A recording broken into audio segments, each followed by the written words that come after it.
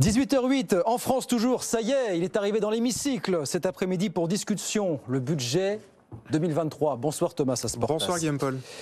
Le vrai examen débute lui mercredi seulement Thomas, mais vous nous dites que ça risque de ne pas durer longtemps vu que le gouvernement serait prêt à recourir au 49.3 si ça se trouve à la fin de la semaine, donc seulement après 2-3 jours de débat finalement Thomas, c'est ça? Oui, les poids lourds de la majorité sont unanimes et nous disent que la question aujourd'hui c'est plus de savoir si l'exécutif va dégainer son 49.3 pour faire passer le budget, mais quel jour il va le faire. Donc vous voyez, le décor est vraiment planté.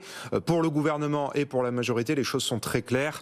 Le débat budgétaire dans l'hémicycle est voué à l'échec. Mais il nous explique pourquoi, de 3 raisons. La première, c'est le nombre d'amendements. Il y en a plus de 3500 contre 2000 l'année dernière. Ça revient à examiner 50 amendements par heure.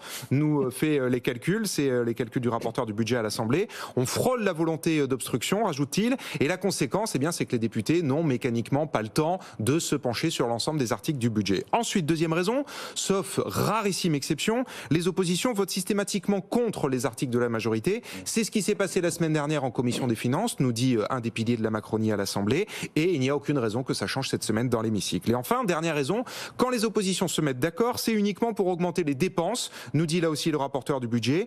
Il a fait les comptes, les oppositions ont fait passer en commission la semaine dernière 25 amendements pour un coût total de 7 milliards d'euros. Là où Bruno Le Maire, on le sait, c'est l'un de ses slogans de l'automne, veut gérer le budget à l'euro près. Et c'est donc pour ces 3 raisons que la majorité, dès aujourd'hui, ne se fait plus aucune illusion sur ce budget. Et le gouvernement, effectivement, pourrait recourir au 49.3 dès la fin de la semaine, après seulement 2 jours de débat budgétaire dans l'hémicycle. Bon, est-ce que